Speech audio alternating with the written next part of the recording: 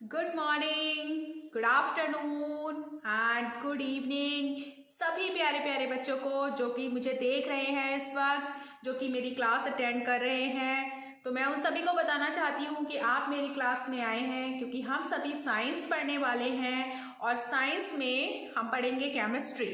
Okay, सो chemistry का chapter number 4 okay, carbon and it's compounds आज हम शुरू करेंगे। जाहिर सी बात है, जैसा कि चैप्टर नेम दर्शाता है कि हम पढ़ने वाले हैं कार्बन के बारे में। कार्बन है क्या? कार्बन एक एलिमेंट है, कार्बन एक नॉन मेटल है। ठीक है, कार्बन एक नॉन मेटल है जो कि पीरियोडिक टेबल में ग्रुप नंबर 14 में एग्जिस्ट करता है। वो कैसे पता चलेगा कि वो ग्रुप नंबर 14 में एग्जिस्ट करता है?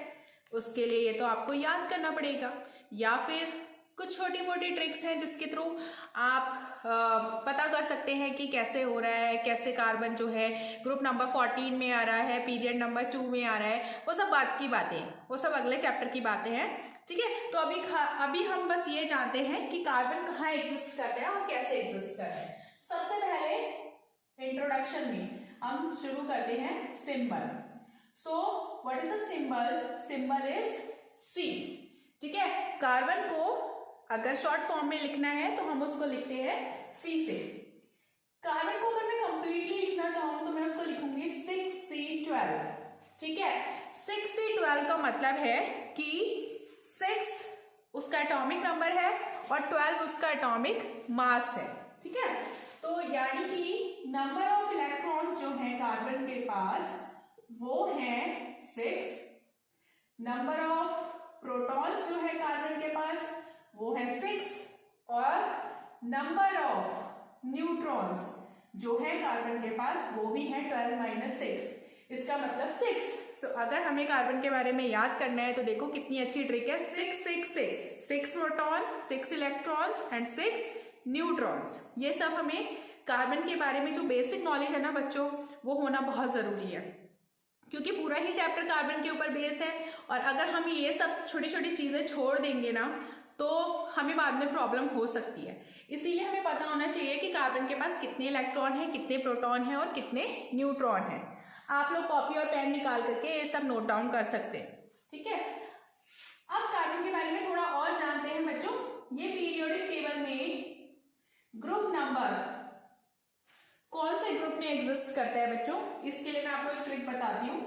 ये कौन से पीरियड में एग्जिस्ट करता है, इसके लिए भी एक ट्रिक है। ठीक है, उसको जानने के लिए सबसे पहले हमें जरूरी है इसका इलेक्ट्रॉनिक कॉन्फ़िगरेशन पता करना। तो इलेक्ट्रॉनिक कॉन्फ़िगरेशन मतलब इसके इलेक्ट्रॉन्स जो हैं किस तरीके से फिल किए जाते हैं के शेल में और एल शेल में, जिसके लिए आपको जानना होगा बोरबरी स्कीम को। बोरबरी स्कीम आप सभी ने पढ़ी होगी। ठीक है, बोरबरी जो थे उन्होंने एक फॉर्मूला दिया था 2n², जैसे कि इलेक्ट्रॉन्स किस तरीके से भरे जाते हैं के शेल में, एल शेल में, एम शेल में। तो उसके लिए आपको थोड़ा सा प्रीवियस नॉलेज की जरूरत है और क्लास 9th का थोड़ा सा मटेरियल पढ़ने की जरूरत है। बट हेयर पॉइंट पर आते हैं। इलेक्ट्रॉनिक कॉन्फ़िगरेशन जो होता है कार्बन का वो होता है 2 and 4। 2 and 4 का मतलब है कि के शेल में 2 इलेक्ट्रॉन होंगे। कार्बन के पास चूंकि टोटल इलेक्ट्रॉन 6 है तो उसमें से जो है 2 and 4, 2 इलेक्ट्रॉन के शेल में और 4 इलेक्ट्रॉन जो है इसके एल शेल में जाते हैं। ठीक है, ये बच्चों बहुत बहुत बहुत जरूरी है। ठीक है, इसको इग्नोर मत करना, ये बहुत जरूरी है। ये नॉलेज जो कि बेसिक नॉलेज है ये बहुत जरूरी है। 2, 4। ठीक है, नाउ मैंने बोला था कि इसका ग्रुप नंबर जो कि still there is a doubt, उसको कैसे पता लगाएंगे। देखो बच्चों, वी हैव टू सी कि कितने इलेक्ट्रॉन्स कार्बन के पास हैं उसके आउटर मोस्ट शेल में। ठीक है, तो देखो कितने इलेक्ट्रॉन्स हैं उसके आउटर मोस्ट शेल में, सिर्फ 4 इलेक्ट्रॉन्स हैं। तो बच्चों क्या करना है ना, मैं आपको एक ट्रिक बताती हूँ। अगर किसी भी एलिमेंट के आउटर मोस्ट शेल में 1 इलेक्ट्रॉन है तो वो ग्रुप नंबर 1 में एग्जिस्ट करेगा। ठीक है, अगर किसी एलिमेंट के आउटर मोस्ट शेल में 2 इलेक्ट्रॉन है तो वो ग्रुप नंबर 2 में जाएगा। ठीक है, अगर किसी भी एलिमेंट के आउटर मोस्ट शेल में 3 इलेक्ट्रॉन है तो वो ग्रुप नंबर 13 में जाएगा। Group number 13। अगर 3 है तो ग्रुप नंबर 13। अगर 4 इलेक्ट्रॉन है तो ग्रुप नंबर 40। 5 है तो ग्रुप नंबर 50। 6 है तो ग्रुप नंबर 60। 7 है तो ग्रुप नंबर 17। और अगर 8 इलेक्ट्रॉन्स आउटर मोस्ट शेल में है तो ग्रुप नंबर 18। बस इतनी सी ट्रिक याद कर लो, ठीक है। बाकी जो भी डीप नॉलेज है कि भाई ऐसा क्यों ऐसा क्यों ऐसा क्यों, वो सारे क्वेश्चंस आपके बाद में सॉल्व होते रहेंगे। अगले चैप्टर में आपके सारे डाउट्स क्लियर हो जाएंगे कि हाँ ऐसा क्यों। बट अभी इतना याद करो, मेरे साथ रिवाइज करो।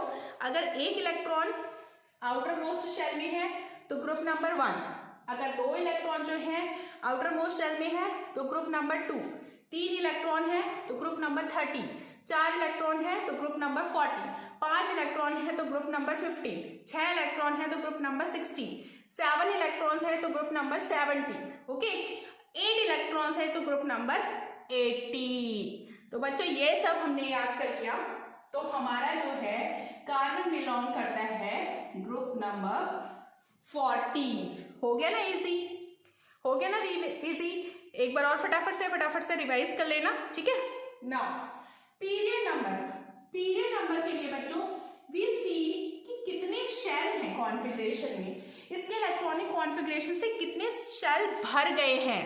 के shell, L shell, M shell, N shell. Okay, तो अभी जो है आप देखो इसके कितने शेल भर गए हैं, सिर्फ 2 शेल भरे हैं, के शेल और एल शेल, ठीक है। तो 2 शेल भरे हैं, यानी कि इसका पीरियड नंबर हो गया 2। तो carbon belongs to group number 14 and period number 2। अगर आपको क्वेश्चन आता है कि कार्बन की प्लेस कहाँ पर है पीरियोडिक टेबल में, कार्बन का स्थान क्या है, तो आप बोलोगे group number 14 and period number 2। This is very very important. And कैसे मैं आपको बता चुका, ठीक है। नाउ कुछ और जानते हैं कार्बन के बारे में। तो कार्बन जो है उसका ये बेसिक से इंफॉर्मेशन है। अगर मैं कार्बन का एटॉमिक स्ट्रक्चर बनाना चाहती हूं तो मैं कैसे बनाऊंगी, I will draw nucleus. This is the nucleus. Nucleus के बाद मैं बनाऊंगी के शेल एंड फिर मैं बनाऊंगी इसका एल शेल। इसके न्यूक्लियस में कितने प्रोटॉन और कितने न्यूट्रॉन है बच्चों, 6 प्रोटॉन है, 6 न्यूट्रॉन है, ठीक है बच्चों। और इसके बाहर जो के शेल, थोड़ा सा टेढ़ा हो गया, इसको सीधा कर लेते हैं, सुंदर दिखना चाहिए स्ट्रक्चर। हाँ, तो के शेल में इसके 2 इलेक्ट्रॉन हो गए और एल शेल में इसके 1 2 3 और 4। इस तरीके से हमने जो है इसका स्ट्रक्चर बना दिया, ठीक है। एक चीज और है जो कार्बन को बाकी सबसे अलग करती है, वो क्या चीज है, कार्बन बाकी एलिमेंट से अलग क्यों है, why it is different, there is a reason. The reason is versatile nature of carbon. Okay, carbon का नेचर जो है वो वर्सेटाइल है। कार्बन का नेचर वर्सेटाइल होने के कारण कार्बन जो है, अगर हम इस अर्थ की बात करें या एटमॉस्फेयर की बात करें, ठीक है, अपने सराउंडिंग्स की बात करें, तो मोस्टली जो भी चीज़ें बनी हैं, अगर हम बात करें प्लांट्स की बॉडी की, तो वो बनी है कार्बन से। अगर हम बात करें CO2 की, तो उसमें भी कार्बन है। इवन हमारी बॉडी, उसमें भी कार्बन है। अगर हम नेचुरल चीज़ों की बात करें तो कार्बन प्रेजेंट है ही, बहुतायत प्रेजेंट है। बहुतायत मीन्स बहुत ही ज़्यादा मात्रा में। Even every second compound present on the earth crust or even in the atmosphere is made up of carbon. Okay, carbon जो है नेचुरल चीजों में तो है ही, बट आर्टिफिशियल चीजों में भी कार्बन प्रेजेंट है। सो कार्बनिक कंपाउंड्स जो होते हैं वो बहुत मात्रा में मिलते हैं। अगर हम बात करें तो इसके बारे में मैं बहुत ज़्यादा डिटेल में पढ़ना नहीं है। ऐसा क्यों है जो कि कार्बन जो है ज़्यादा से ज़्यादा चीज़ों में पाया जाता है, नेचुरली तो पाया ही जाता है, गॉड गिफ्टेड तो है ही भाई, हमारी बॉडी भी कार्बन से ही बनी हुई है, ठीक है। तो बट एक अगर हम केमिस्ट्री की बात करें तो केमिस्ट्री को 3 ब्रांचेस में बांटा गया है, ठीक है, एक ऑर्गेनिक केमिस्ट्री, एक इनऑर्गेनिक केमिस्ट्री और एक फिजिकल केमिस्ट्री। ठीक है, ऑर्गेनिक केमिस्ट्री क्या होती है, जिसमें हम कार्बन कंपाउंड्स के बारे में पढ़ते हैं। भाई अगर मैं पीरियोडिक टेबल की बात करूं तो पीरियोडिक टेबल में 118 एलिमेंट्स प्रेजेंट है। कितने? 118 एलिमेंट्स। तो अगर 118 एलिमेंट्स में एक एलिमेंट कार्बन है, ठीक है, तो एक एलिमेंट कार्बन एक तरफ, 117 एलिमेंट्स एक तरफ। तो अगर हम देखें कि कार्बन के कंपाउंड्स देखें ना कि कार्बन कितने कंपाउंड्स बना रहा है, तो कार्बन इतने ज्यादा कंपाउंड्स बनाता है कि वो सारे एलिमेंट जो 117 एलिमेंट्स और कार्बन के एलिमेंट्स का अगर हम रेशियो फाइंड आउट करें ना, तो वी विल फाइंड कि कार्बन को भैया अलग से ही पढ़ लेते। तो ऑर्गेनिक केमिस्ट्री जो होती है ना, उसमें हम बेसिकली कार्बन और उसके कंपाउंड्स के बारे में पढ़ते हैं। इनऑर्गेनिक केमिस्ट्री में हम कार्बन को छोड़ करके बाकी कंपाउंड्स के बारे में पढ़ते हैं। और फिजिकल केमिस्ट्री जो होती है वो थोड़ा कैलकुलेशन टाइप, ठीक है, थोड़ा फिजिक्स से रिलेटेड जो टॉपिक्स हो जाते हैं केमिस्ट्री में, हम उनके बारे में पढ़ते हैं। ठीक है, तो ये तो शॉर्ट सा इंट्रोडक्शन था आपके लिए।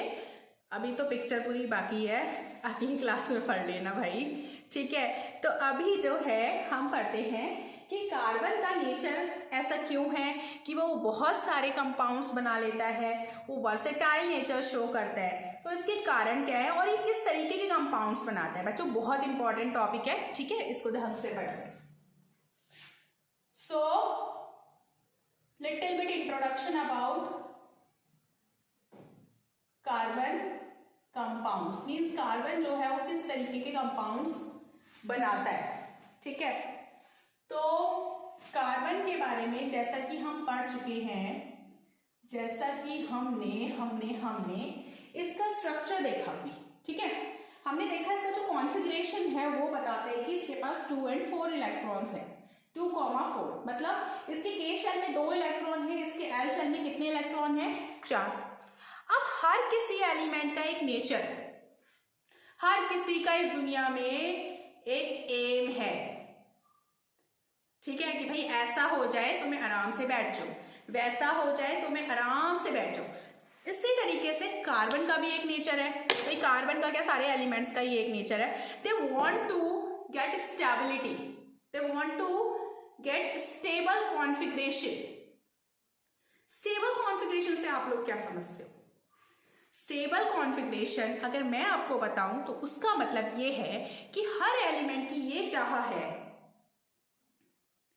क्या चाह है? हर एलिमेंट की ये चाहत है कि उसका जो बाहरी शेल है, आउटर मोस्ट जो शेल है, वो किसी तरीके से फिल हो जाए ताकि वो आराम कर सके। ठीक है, कार्बन का जो आउटर मोस्ट शेल है वो है एल शेल, और एल शेल में कितने इलेक्ट्रॉन्स हैं? 4।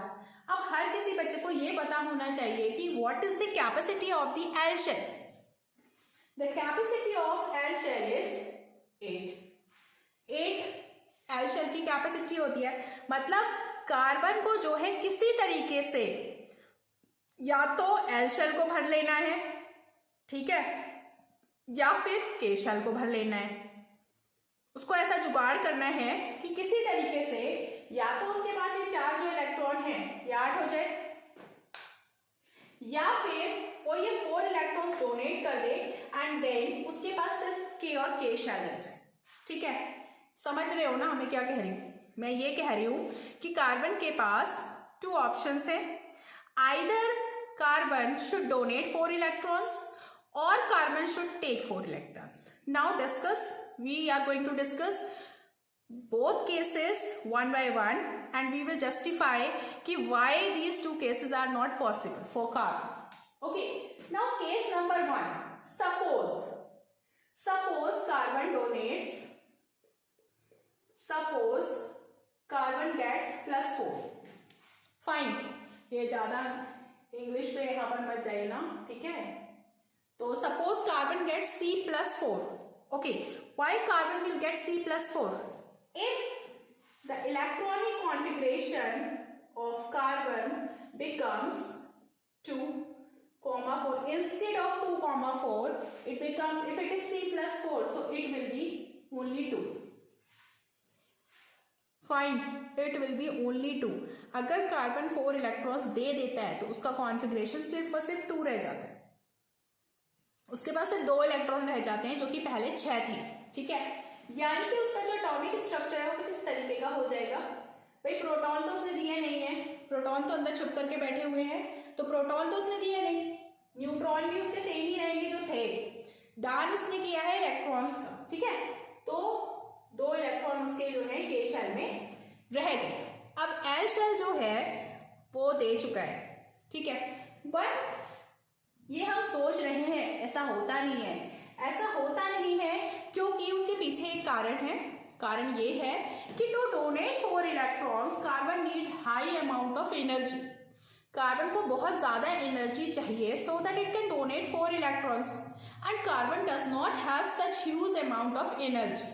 फाइन, मैं रिपीट कर रही हूँ, carbon does not follow case number 1, carbon can not donate 4 electrons because carbon does not have such amount of energy so that it gives 4 electron and it makes C+4. Fine, एक बार फिर से आप लोग revise कर लो, carbon C+4 क्यों नहीं बनाता? Carbon C+4 इसलिए नहीं बनाता बच्चों क्योंकि कार्बन 4 इलेक्ट्रॉन्स डोनेट नहीं कर सकता। बिकॉज अगर कार्बन 4 इलेक्ट्रॉन्स डोनेट करेगा तो उसको इसके लिए बहुत ज़्यादा एनर्जी की ज़रूरत पड़ेगी, इतनी एनर्जी कार्बन के पास नहीं है। ठीक है, नाउ सपोज केस नंबर 2, चलो भाई कार्बन अब दे नहीं सकता है 4 इलेक्ट्रॉन्स, तो दूसरा ऑप्शन ट्राई कर लेते हैं। Second option is what, carbon take 4 electrons and you know if any element borrow electron from anywhere so it gets minus charge। ठीक है, तो सपोज करते हैं कार्बन ने 4 इलेक्ट्रॉन ले लिए, फाइन, कोई उसको देने के लिए तैयार है, 4 इलेक्ट्रॉन उसने ले लिए। ठीक है, now let us see what will happen. उसका जो कॉन्फ़िगरेशन है बच्चों जो कि 2,4 था, देखो मैं इधर का मिटा नहीं रही हूँ ताकि ये वाला क्वेश्चन जो है रद्द ना हो और हमें कोरिलेट करने में फिर से प्रॉब्लम ना हो, इसलिए मैं मिटा नहीं रही हूँ। I hope visibility is clear and I hope you all are getting. अगर आप लोगों को समझ में आ रहा है तो प्लीज़ मुझे कमेंट सेक्शन में जरूर बताइएगा कि कहाँ पर प्रॉब्लम हो रही है, क्या समझ में नहीं आ रहा है, तो surely I will find out कि किस तरीके से क्वेश्चन एंड आंसर्स जो है सॉल्व करने हैं। ठीक है, तो जो उसका इलेक्ट्रॉनिक कॉन्फ़िगरेशन होगा कार्बन का, अगर उसने 4 इलेक्ट्रॉन्स बोरो किए बच्चों, तो अगर उसने 4 इलेक्ट्रॉन्स बोरो किए तो जाहिर सी बात है वो 4 इलेक्ट्रॉन्स उसके लास्ट शेल में जाएंगे, तो वो हो जाएगा 2,8। वाओ, कार्बन का एल शेल फिल हो गया। ठीक है, कार्बन के पास अब एल शेल भी भरा हुआ है और के शेल भी भरा हुआ है। अब देखते हैं उसका स्ट्रक्चर क्या होगा बच्चों।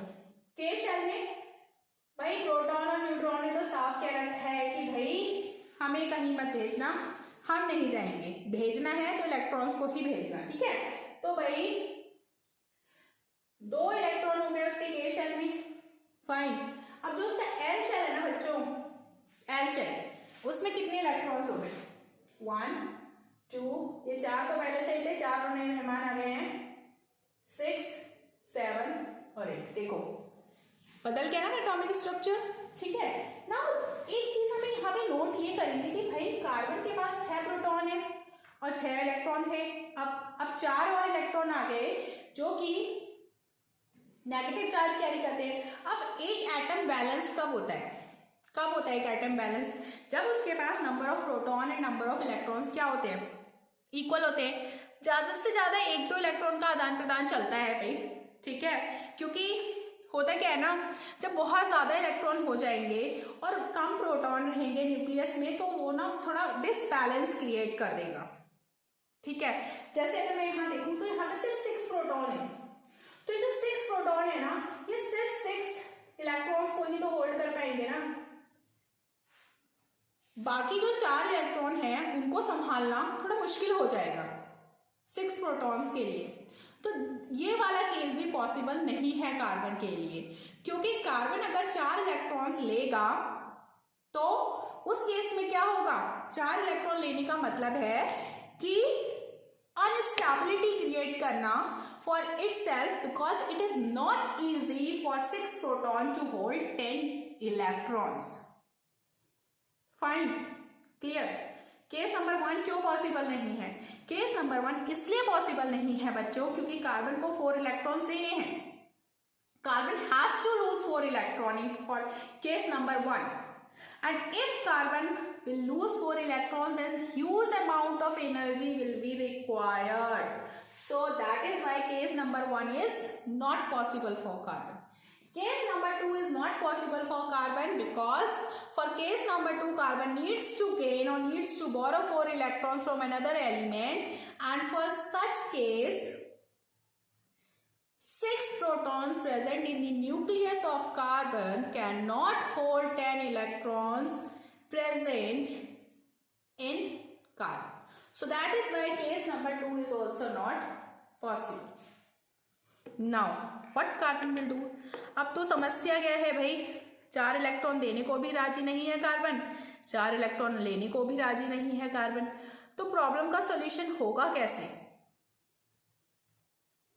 सोचो सोचो भाई, मुझे चाय पीनी है, ठीक है, मुझे चाय पीनी है और चाय पीने के लिए मेरे पास चाय पत्ती नहीं है। मेरी फ्रेंड को भी चाय पीनी है, उसके पास चाय पत्ती है लेकिन बाकी सामान नहीं है। तो क्या करें हम दोनों? दोनों के पास ही समस्या है लेकिन दोनों को चाय पीनी है, क्या करें? बोलो बोलो क्या करें? एक काम करते हैं, हम दोनों आपस में शेयरिंग कर लेते हैं ना सामान की। जो मेरे पास सामान है वो मेरी फ्रेंड के पास नहीं है, जो मेरी फ्रेंड के पास सामान है वो मेरे पास नहीं है। दोनों आपस में शेयरिंग करते हैं, चाय बनाते हैं और दोनों पीते हैं। कार्बन भी ऐसा ही करता है। कार्बन क्या करता है? कार्बन जो 4 इलेक्ट्रॉन्स है ना, वो ऐसे एलिमेंट्स को ढूंढता है जो कि उसके साथ इलेक्ट्रॉन्स की शेयरिंग करने के लिए तैयार हो जाए। फाइन, हमने चैप्टर नंबर 3 में पढ़ा था मेटल्स एंड नॉन मेटल्स ना। मेटल्स एंड नॉन मेटल्स में हमने एक बॉन्डिंग पढ़ी थी, केमिकल आयनिक बॉन्डिंग, ठीक है। आयनिक बॉन्डिंग में हमने क्या पढ़ा था बच्चों? आयनिक बॉन्डिंग में हमने ये पढ़ा था ना कि एक स्ट्रॉन्ग बॉन्डिंग होती है और ये होती है जब मेटल और नॉन मेटल आपस में जब इलेक्ट्रॉन की क्या करते हैं, मेटल्स जो होते हैं वो इलेक्ट्रो पॉजिटिव होते हैं, वो इलेक्ट्रॉन्स को डोनेट करना पसंद करते हैं। नॉन मेटल्स जो होते हैं इलेक्ट्रॉन डेफिशिएंट होते हैं, दे आर इलेक्ट्रोनेगेटिव, तो वो क्या करते हैं, वो इलेक्ट्रॉन्स को लेना पसंद करते हैं, ठीक है। तो इस तरीके से metals are ready to give electrons, non metals are ready to take electrons. तो फाइन, उन दोनों के बीच में क्या हो जाता है, एक बॉन्ड बन जाता है, एक रिलेशन बन जाता है। तो इस तरीके का जो बॉन्ड होता है वो आयनिक बॉन्ड कहलाता है। फाइन, आयनिक बॉन्ड को समझना बहुत जरूरी है क्योंकि अभी हम पढ़ने वाले हैं कोवलेंट बॉन्ड के बारे में। बच्चों फिर से बता रही हूं मैं, आयनिक बॉन्ड एक ऐसा बॉन्ड है जो कि एक स्ट्रॉन्ग बॉन्ड है और जो कि बनता है मेटल और नॉन मेटल के बीच में। Metals are electropositive in nature because they like to donate electrons. Non-metals are electronegative in nature because they like to take electrons. They like to borrow electrons. That is why all the metals have positive charge over them and all the non-metals have negative charge over them. Fine. And when they are in a relationship with each other, when they are bonded with each other, so what do they make? They make ionic bond. And ionic bond is a strong bond. The compounds which carry ionic bond are ionic compounds. And the melting point and boiling point of ionic compounds are so high. Why are they high? Because to break ionic compounds, a large amount of heat is required. They are good conductors of heat and electricity. For example, NaCl. NaCl is good conductor of electricity बच्चों। क्यों? क्योंकि जब हम NaCl को water में dissolve करते हैं, हम NaCl सोल्यूशन बनाते हैं जो कि ब्राइन सोल्यूशन कहलाता है और उसमें जो हम इलेक्ट्रिसिटी पास करते हैं तो Na जो कि मेटल है सोडियम, क्लोरीन जो कि नॉन मेटल है, तो मेटल जो होता है वो Na प्लस देता है और क्लोरीन जो होता है Cl माइनस देता है। तो Na plus and Cl minus, ये दोनों जो आयंस होते हैं ना बच्चों, they are responsible to carry current. Fine, they pass electricity. Okay, तो थोड़ा सा लिटिल बिट इंट्रोडक्शन था आयनिक कंपाउंड्स का, क्योंकि जो टॉपिक छूट चुका है ना, जो अभी लाइक पढ़ चुके हैं हम लोग, उसके बारे में थोड़ा सा अगर रिवाइज कर ले तो पुरानी यादें ताज़ा हो जाती हैं। और अब हमें पढ़ना है कोवलेंट बॉन्ड के बारे में। तो यहाँ पर तो ऐसा कुछ नहीं हो रहा ना, मेटल और नॉन मेटल आपस में इलेक्ट्रॉन दे भी नहीं रहे हैं और ले भी नहीं रहे हैं। आप पहचानोगे कैसे कि आप कोवलेंट बॉन्ड दे के बारे में पढ़ रहे हो, ठीक है। तो उसके लिए भी मैं आपको बताती हूँ, हम लोग पढ़ने वाले हैं कोवलेंट बॉन्ड के बारे में। एंड ये जो कोवलेंट बॉन्ड है ना बच्चों, ये कोवलेंट बॉन्ड कौन बना रहा है, इसके लिए आपको एक चीज याद रखनी है। कोवलेंट बॉन्ड जो होता है ना, वो मेनली नॉन मेटल और नॉन मेटल के बीच में बनता है, नॉन मेटल और नॉन मेटल।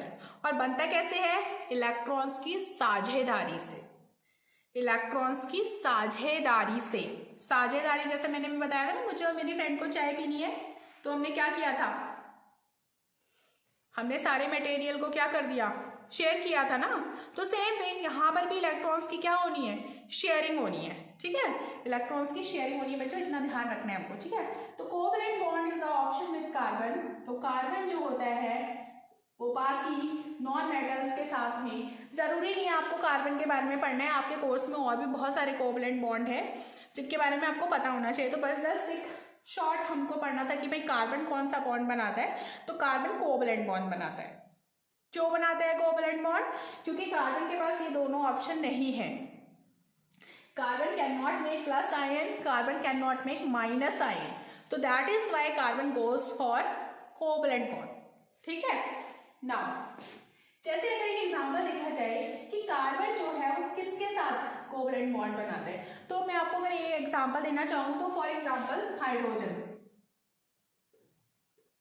हाइड्रोजन भी कार्बन की तरह है। हाइड्रोजन के पास भी दो ऑप्शंस है। वो दो ऑप्शंस क्या है, या तो हाइड्रोजन एक इलेक्ट्रॉन ले ले या हाइड्रोजन एक इलेक्ट्रॉन दे दे। अगर हाइड्रोजन एक इलेक्ट्रॉन ले लेता है तो उसके ऊपर क्या चार्ज आएगा, H माइनस, ठीक है। H माइनस कब आएगा, जब वो एक इलेक्ट्रॉन ले रहा है। जब वो एक इलेक्ट्रॉन ले रहा है तो उसके पास कितने इलेक्ट्रॉन हो जा रहे हैं, जो कि 1H1 होता है ना कार्बन का सिंबल, तो 2 इलेक्ट्रॉन हो जा रहे हैं बच्चों। लेकिन प्रोटॉन कितने हैं हाइड्रोजन के पास, सिर्फ एक। तो एक प्रोटॉन और 2 electron, ratio is just double, ठीक है। तो हाइड्रोजन क्या नहीं कर सकता, हाइड्रोजन एक इलेक्ट्रॉन नहीं ले सकता। अब हाइड्रोजन अगर चाहता है कि वो H प्लस बना ले, मतलब वो एक इलेक्ट्रॉन दान कर दे जो उसके पास उसके K शेल में है, तो वो ये भी नहीं कर सकता। भाई अगर वो सारा ही इलेक्ट्रॉन दे देगा तो उसके पास बचेगा क्या, तो हाइड्रोजन ये भी नहीं कर सकता, ठीक है। तो हाइड्रोजन क्या करते हैं, वो भी कार्बन की तरह शेयरिंग करते हैं। अब जहां भी 2-4 लोग एक जैसे मिल जाते हैं तो शेयरिंग ऑफ इलेक्ट्रॉन्स हो ही जाते हैं, ठीक है। तो जैसे अगर मैं बात करूं CH4, CH4 किसका फॉर्मूला है, CH4 का नाम होता है मीथेन, ठीक है। याद कर लीजिए, CH4 का मतलब है मीथेन, मीथेन। नाउ यहां पर कार्बन के पास क्या है भाई, 2 और 4 कॉन्फ़िगरेशन। हाइड्रोजन का कॉन्फ़िगरेशन क्या है, सिर्फ 1। हाइड्रोजन को अपना K शेल कंप्लीट करना है, तो K शेल कंप्लीट करने के लिए हाइड्रोजन को कितने इलेक्ट्रॉन्स की जरूरत है, 1, क्योंकि K शेल की कैपेसिटी क्या है, सिर्फ 2 इलेक्ट्रॉन्स। कार्बन की कैपेसिटी क्या है, 4 इलेक्ट्रॉन्स की कैपेसिटी है कार्बन की, क्योंकि कार्बन को अपना L शेल पूरा करना है। बच्चों फिर से बताती हूँ मैं आपको, कार्बन के L शेल में 8 इलेक्ट्रॉन्स होने चाहिए, उसके पास सिर्फ 4 इलेक्ट्रॉन्स हैं। तो कार्बन क्या करेगा, साझेदारी, शेयरिंग, ठीक है।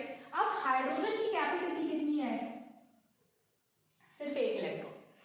भाई हाइड्रोजन कार्बन से कहता है मुझे सिर्फ 1 इलेक्ट्रॉन की शेयरिंग करनी है, लेकिन कार्बन कहता है मुझे तो 4 इलेक्ट्रॉन चाहिए। अब पहला हाइड्रोजन आ जाता है कार्बन के पास, वो कहता है चलो यार एक एक की शेयरिंग कर लेते हैं। कार्बन कहता है अब तो मुझे 3 की और जरूरत है, तो एक हाइड्रोजन और आ जाता है, कहता है यार मुझे भी साथ में ले लो, ठीक है। दो और बचे, तो 2 के लिए 2 हाइड्रोजन और आ जाते हैं। तो इस तरीके से कार्बन भी बहुत चालाक है। कार्बन क्या कहता है, अरे भैया 1 इलेक्ट्रॉन दे रहे हो ना, तो मैं भी 1 ही इलेक्ट्रॉन दूंगा। कार्बन भी इस मामले में बहुत चालाक है। तो कार्बन के अगर इलेक्ट्रॉन्स को मैं इस तरीके से दिखाऊं 1 2 3 4, हाइड्रोजन के इलेक्ट्रॉन्स को अगर मैं इस तरीके से दिखाऊं 1 1 1 और 1, देखो कार्बन के 1 2 3 4 ये 4 इलेक्ट्रॉन हो गए जो कि उसके आउटर मोस्ट स्ट्रैंड थे। हाइड्रोजन के पास सिर्फ बेचारे के पास एक ही है, तो फिर कार्बन उसके पास अपना एक इलेक्ट्रॉन कर देता है, कहता है ले एक की शेयरिंग होगी, इससे ज्यादा की नहीं होगी। अब हाइड्रोजन क्या करता है, ये एक इलेक्ट्रॉन ले लेता है, हाइड्रोजन के 2 हो गए, ये वाला हाइड्रोजन भी एक ले लेता है, इसके भी 2 हो गए, ये भी एक ले लेता है, ये भी एक ले लेता है।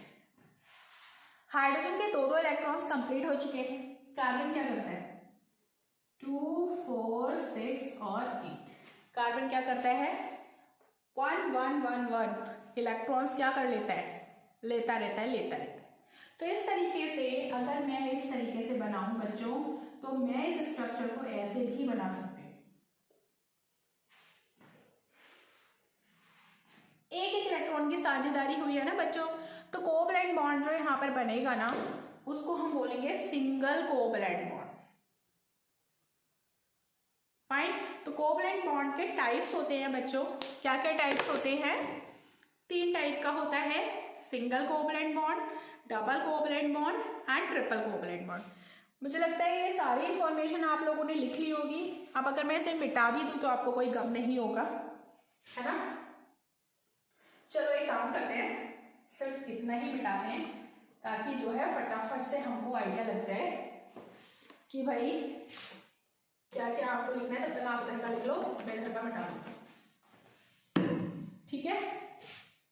ये फटाफट फटाफट फटाफट वाला काम चल रहा है, इससे मिटाना भी थोड़ा इजी हो रहा है। ओके, नाउ बच्चों हम लोग पढ़ने वाले हैं टाइप्स ऑफ कोवैलेंट बॉन्ड, ठीक है। कोवैलेंट बॉन्ड के कितने टाइप्स होते हैं, तो मैंने अभी आपको बता दिया है। कोवैलेंट बॉन्ड के 3 टाइप्स होते हैं, सिंगल कोवैलेंट बॉन्ड, कुछ उदाहरण प्रस्तुत करेंगे हम आपके पास इन सबके बच्चों। फिर हम कह देते हैं double covalent bond,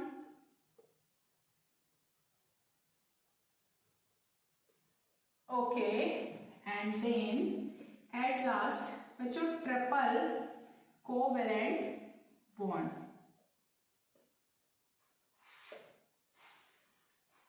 single covalent bond, double covalent bond, triple covalent bond.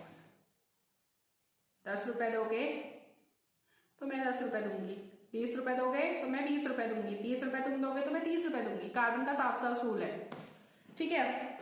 Carbon का क्या, और भी नॉन मेटल्स जो भी कोवैलेंट बॉन्डिंग बना रहे हैं उनका भी साफ साफ रूल है, 2 इलेक्ट्रॉन तो 2 इलेक्ट्रॉन, 3 इलेक्ट्रॉन तो 3 इलेक्ट्रॉन, ठीक है। तो देखो सिंगल कोवैलेंट बॉन्ड की बात करते हैं, जैसे H2, फाइन, और जैसे अभी मैंने आपको CH4 बताया था, जैसे NH3, अमोनिया, ये सारे स्ट्रक्चर हम बना करके देख लेंगे। CH4 में आपको ऑलरेडी बता चुकी हूँ। हाइड्रोजन का स्ट्रक्चर देख लेते हैं बच्चों।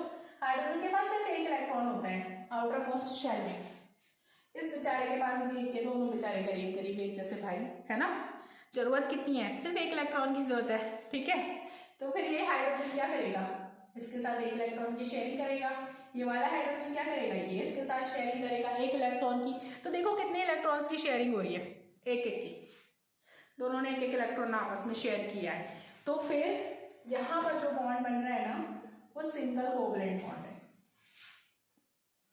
मैं अगर अमोनिया बनाना चाहती हूँ ना, तो अमोनिया का कॉन्फ़िगरेशन क्या होता है 2,5। अमोनिया को कितने इलेक्ट्रॉन्स की जरूरत है, सिर्फ 3 इलेक्ट्रॉन्स की जरूरत है। और हाइड्रोजन को कितने इलेक्ट्रॉन्स की जरूरत है, हाइड्रोजन का बारे में तो आप जान ही चुके हो, हाइड्रोजन को सिर्फ 1 इलेक्ट्रॉन्स की जरूरत है, ठीक है, 1 इलेक्ट्रॉन की। तो अमोनिया के जो 5 इलेक्ट्रॉन्स है ना, 1 2 3 4 5, ये हमने ऐसे डिस्प्ले कर दिया। हाइड्रोजन के ना 1 2 और 1, ये हाइड्रोजन का एक इलेक्ट्रॉन से अपना सामने कर दिया कि लो भैया यही है मेरे पास। नाइट्रोजन ने क्या किया, पहले कहा लो भाई तुम लोग शेयरिंग कर लो, और फिर नाइट्रोजन ने क्या किया, एट लास्ट इन सबसे एक इलेक्ट्रॉन ले लिया, ठीक है। तो इस तरीके से अमोनिया का स्ट्रक्चर कंप्लीट हो गया। और अगर हम वैसे बनाना चाहें ना, तो NH3 सिंगल कोवैलेंट बॉन्ड, इस तरीके से। नाउ डबल कोवलेंट बॉन्ड की बात करें तो डबल कोवलेंट बॉन्ड आता है O2 में, CO2 में, ठीक है। अभी हम 2 ही एग्जाम्पल देख लेते हैं, इसके बाद हम बहुत सारे एग्जाम्पल्स और भी कर, आपको समझ में आ जाएगा कि कैसे बनाना है। ऑक्सीजन का कॉन्फ़िगरेशन क्या होता है? ऑक्सीजन के पास कितने इलेक्ट्रॉन्स हैं? 8, 2,6 है ना। तो 2,6 का मतलब है कि ऑक्सीजन के पास डिस्प्ले करने के लिए 6 इलेक्ट्रॉन हैं और ऑक्सीजन को 2 इलेक्ट्रॉन्स की जरूरत है, तो वो अपने 2 इलेक्ट्रॉन सामने रखेगा। दूसरा इलेक्ट्रॉन जो कि इसका भाई है, O2 का मतलब 2 ऑक्सीजन, 1 2 3 4 5 6, ठीक है। अब ये वाला वो क्या करेगा, इससे 2 इलेक्ट्रॉन ले लेगा तो इसके 8 हो गए, इसने 2 इससे ले लिए तो इसके भी 8 हो गए, ठीक है बच्चों। तो we can write oxygen double bond oxygen, क्योंकि 2 इलेक्ट्रॉन की शेयरिंग हुई है ना यहाँ पर, तो we can write oxygen double bond oxygen. ऐसे ही बच्चों अगर मैं CO2 को बनाना चाहती हूँ तो कार्बन बीच में आएगा, क्योंकि कार्बन को जो है 4 इलेक्ट्रॉन्स की जरूरत है। अभी तक हम यही पढ़ रहे हैं, 4 इलेक्ट्रॉन्स की जरूरत है, 1 2 3 4। ये हो गया कार्बन। नहीं समझ में आ रहा है, ऐसे करो, ठीक है। याद रखो, एक चीज को याद रखोगे तभी फायदे में रहोगे। कार्बन के पास 4 इलेक्ट्रॉन्स होते हैं, ऑक्सीजन के पास 6 इलेक्ट्रॉन्स होते हैं बैलेंस शेल में। तो कार्बन को 4 इलेक्ट्रॉन्स की जरूरत है, ऑक्सीजन को सिर्फ 2 ही इलेक्ट्रॉन्स की जरूरत है। तो कार्बन को 4 चाहिए, ऑक्सीजन को सिर्फ 2 चाहिए, तो कितने ऑक्सीजन बेनिफिट ले सकते हैं कार्बन से? 2 ऑक्सीजन। तो ऑक्सीजन की मैंने इलेक्ट्रॉन्स ऐसे बना दिए 1 2, क्योंकि भाई कार्बन 2 इसको दे रहा है, इधर से 2 ऑक्सीजन की 2 ही डिस्प्ले में लाएगा। ये वाला जो ऑक्सीजन है ना 1 2 3 4 5 6, देखो तो यहां पर 2 इलेक्ट्रॉन्स की शेयरिंग होगी इस तरीके से, देखो। तो यहां पर जब 2 इलेक्ट्रॉन की शेयरिंग हो रही है ना बच्चों, तो हम ऐसे बनाएंगे, है ना इजी। एक बार थोड़ी सी प्रैक्टिस करोगे then you will understand properly ना। ट्रिपल कोवलेंट बॉन्ड के लिए मैं आपको एक एग्जांपल देती हूँ, नाइट्रोजन गैस का। नाइट्रोजन गैस देख लेते हैं कैसे बनेगा इसका स्ट्रक्चर। नाइट्रोजन का भी कॉन्फ़िगरेशन होता है 2,5, है ना। तो नाइट्रोजन को कितने इलेक्ट्रॉन्स की जरूरत है? सोचो सोचो, नाइट्रोजन को कितने इलेक्ट्रॉन्स की जरूरत है? अगर उसके बाहर 5 इलेक्ट्रॉन्स है तो उसको कितने की जरूरत है एल शेल में कंप्लीट करने के लिए? 3 इलेक्ट्रॉन की जरूरत है नाइट्रोजन को, है ना। तो नाइट्रोजन दूसरे नाइट्रोजन भाई से कहेगा कि भाई मैं सिर्फ 3 इलेक्ट्रॉन्स की शेयरिंग कर सकता हूँ, बाकी 2 इलेक्ट्रॉन्स मैं शेयर नहीं करूंगा, क्योंकि मुझे 3 की ही जरूरत है। ये वाला नाइट्रोजन भी कहेगा ठीक है भाई, जो तो मुझे भी सेम ही है। तो जब इसके 5 और 3 आपस में मिलेंगे तो बन जाएगा 8 इलेक्ट्रॉन्स हो जाएंगे इसके पास। और सेम हियर, क्योंकि 3 इलेक्ट्रॉन्स की शेयरिंग हुई है ना बच्चों, तो ट्रिपल बॉन्ड आएगा। नाइट्रोजन और नाइट्रोजन के बीच कौन सा बॉन्ड आएगा? Triple bond. सो बच्चों again we are going to revise. हमने आज क्या पढ़ा? हमने पढ़ा है सबसे पहले कार्बन का इंट्रोडक्शन, कार्बन क्या होता है, कार्बन का ग्रुप नंबर क्या है, कार्बन का पीरियड नंबर क्या है, कार्बन का स्ट्रक्चर कैसा है, कार्बन वर्सेटाइल नेचर का है। फिर हमने पढ़ा कि कार्बन किस तरीके की बॉन्डिंग करता है, कार्बन +4 C+4 क्यों नहीं बनाता, कार्बन C-4 क्यों नहीं बनाता, और अगर वो ऐसा नहीं बनाता तो उसके पीछे कारण क्या है। ठीक है, वो ऐसा नहीं करता तो एट लास्ट वो करता क्या है, वो बॉन्डिंग करता है कैसे, वो सोशल बिहेवियर कैसे शो करता है। तो उसके लिए कार्बन जो है कोवलेंट बॉन्ड बनाता है। कोवलेंट बॉन्डिंग क्या होती है, आयनिक बॉन्डिंग क्या होती है ना। फिर हमने ये पढ़ा कि कोवलेंट बॉन्डिंग के कितने टाइप्स होते हैं। कोवलेंट बॉन्डिंग के 3 टाइप्स होते हैं, single covalent bond, double covalent bond और ट्रिपल कोवलेंट बॉन्ड होता है बच्चों। और मैंने कुछ आपको एग्जांपल्स बताए कोवलेंट बॉन्डिंग के, ठीक है। मुझे लगता है आज के लिए इतना बहुत है, बहुत ज़्यादा है। आप बस इतना रिवाइज करो, जब मैं अगली वीडियो बनाऊंगी तो मैं आपको कुछ कैरेक्टरिस्टिक्स बताऊंगी कोवलेंट बॉन्ड की, कोवलेंट कंपाउंड्स क्या होते हैं एंड फ्यू मोर एग्जांपल्स, ठीक है। कुछ और एग्जाम्पल्स कोवलेंट कंपाउंड से रिलेटेड। अगर आपको लगता है कि मेरी वीडियो, मेरा टीचिंग आपको पसंद आ रहा है तो please let me know. Thank you so much.